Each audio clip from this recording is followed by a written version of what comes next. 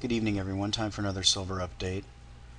Got a lot to cover, so I'm going to move pretty fast.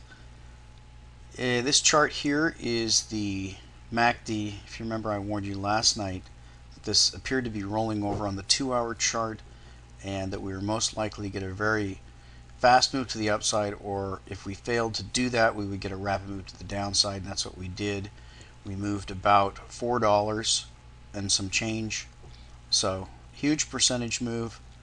I was expecting that.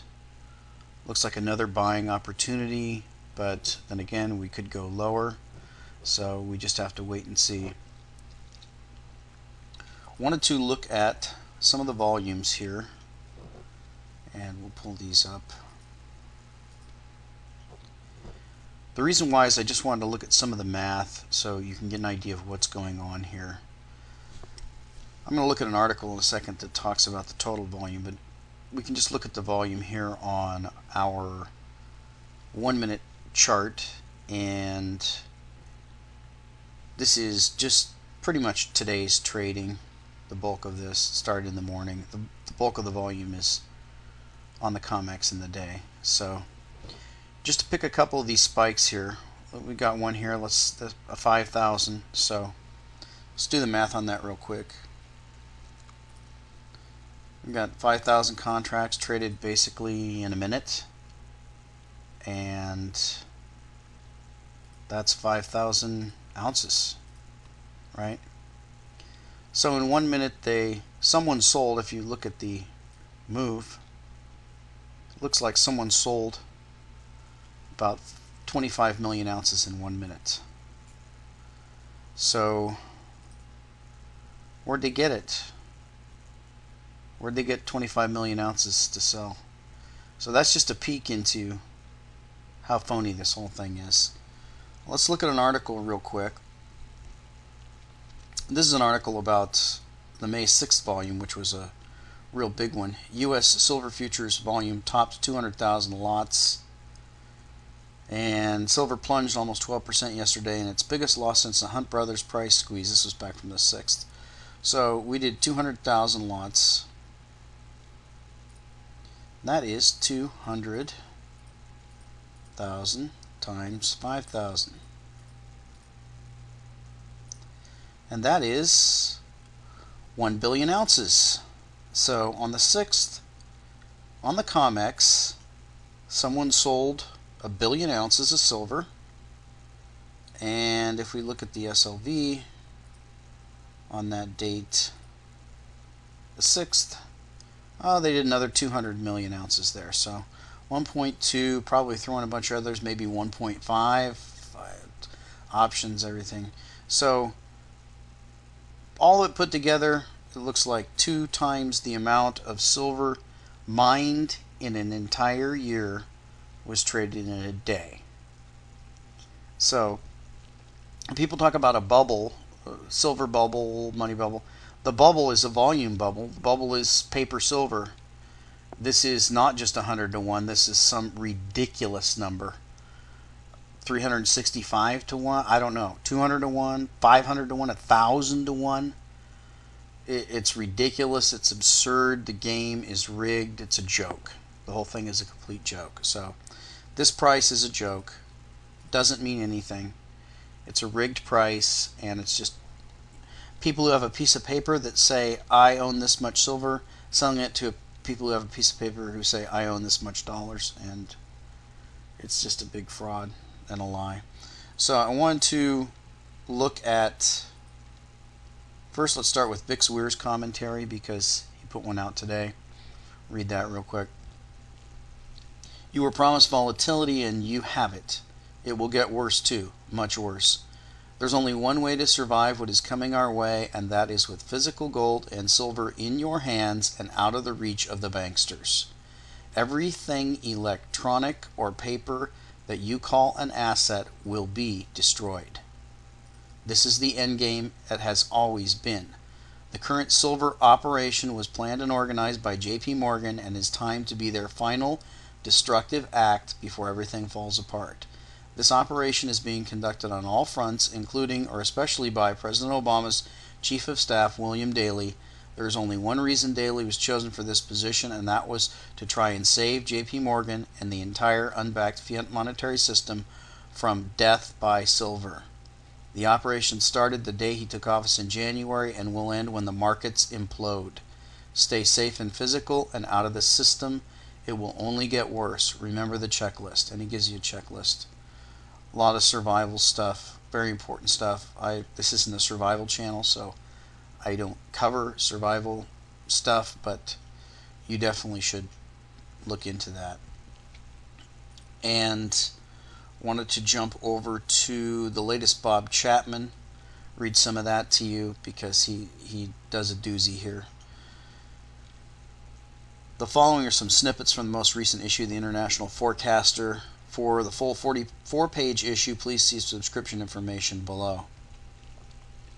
In legislation just proposed, and I don't know by whom, nor do I have a number as yet, the Department of Labor has proposed a redefinition of who is a fiduciary, not under the securities laws, but under ERISA, the law that governs tax advantage retirement accounts such as 401ks and IRAs, and it probably will include all retirement assets. We don't have a definite direction yet of what they intend to do, but it is my guess that they want to limit those investments only to U.S. government debt. They may include some blue chips or funds. I don't know. They may allow other high-grade fixed income products. These Dole ERISA rules override the SEC rules. And he goes on about how you need to get out of your 401k. And as Vic said, you need to get out of all paper assets. And Bob continues, your government attacks markets when they are most vulnerable and when it is politically expedient to do so. As we look back over 50 years, we never would have believed things can go on today could have ever happened. The blatant presence of crime overwhelms you everywhere you look. Particularly in the financial world, we are reminded of these conditions again as we reflect on what has happened in the commodity, gold and silver markets over the past 2 weeks. We saw an unprecedented 5 margin increases over 9 days in the silver market, which took margin from 4,500 to 21,000. That in and of itself was disturbing, but what we saw from scores of commodity houses was even worse. Simultaneously, many of them recommended the sale of commodities, and they all raised margin limits to 40 to 42,000. The excuse was there was too much volatility. The same volatility had been present in commodities for months, yet few increases were implemented. Could there have been another reason? Could the naked short position of J.P. Morgan Chase and HSBC in silver have something to do with the double rise in margins? We also ask how did all the commodity brokerages suddenly decide simultaneously to double CME margin requirements, effectively blowing out most commodity positions of small and medium-sized investors? Did the Treasury Department or the Fed have anything to do with that? Of course they did. The naked short position of JP Morgan and HSBC had to be protected because their losses were in the billions of dollars.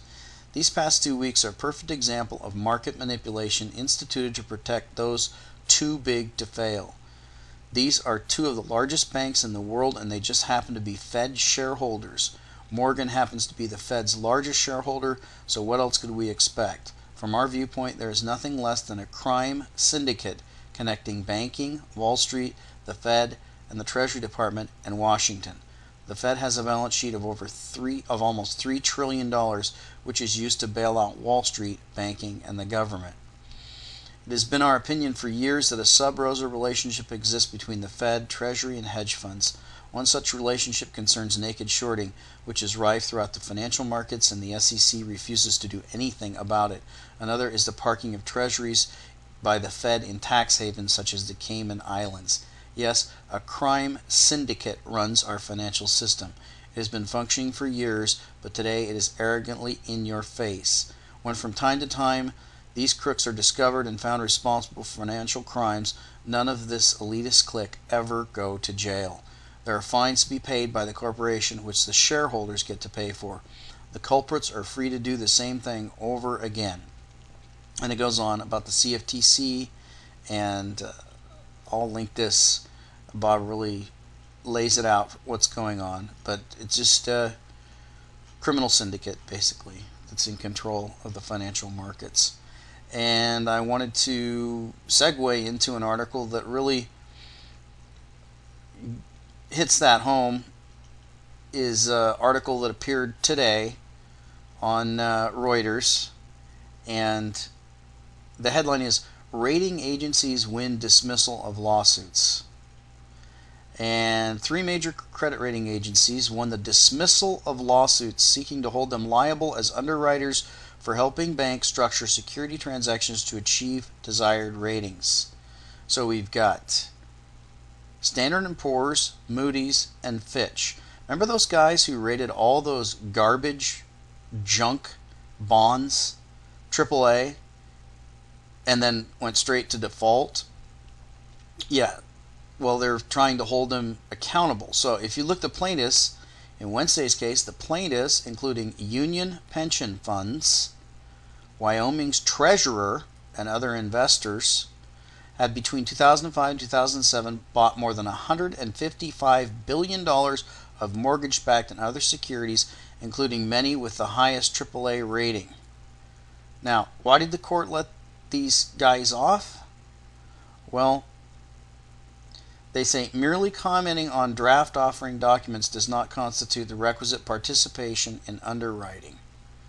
So basically, and then the rating agencies argued that it was their First Amendment rights that would be violated by this. So here we have these crooked rating agencies that should all be bankrupt already because they're criminals and they're liars and nothing they say has any value whatsoever. But basically the court's opinion is that, well, you know, they have free speech rights and they're just giving their opinion and you can rely on that opinion if you feel like it. Well, that's just not true, because there are many laws that have to do with fiduciary responsibility in retirement accounts, in annuity accounts, and all types of accounts that require the ratings of these agencies. These are officially government recognized agencies where laws specifically require these rating agencies to rate a security a certain grade for you to be able to invest in it. So it's not just these guys sitting there giving their opinion. That's a big lie. So here's a just right in your face example of the criminal collusion on Wall Street and how nothing will ever be done about it. And the courts are completely complicit in this. Everyone is complicit in this, and no one will be held accountable. So there's proof right there of what Bix Weir and Bob Chapman are saying. Once your paper goes worthless, you're going to sue. You lose $155 billion, you're not getting nothing. So be forewarned, because that's what's coming. And last of all, I wanted to jump over to Apex. They have gotten back in stock, the Grizzlies, and looks like it's over 10,000 they have. They're supposed to ship the 24th. If you'll note, they're $6.99 above spot, which is really expensive. I've gone through here and looked at all the bars and stuff. Apex doesn't seem to be having a shortage of anything except for coins. They have like nearly 1,000 Engelhard and Johnson Matthey 100-ounce bars. So that's, 100,000 ounces right there. And they have a lot. They probably have a million or a few million total ounces. So I don't see any shortage except in the coins.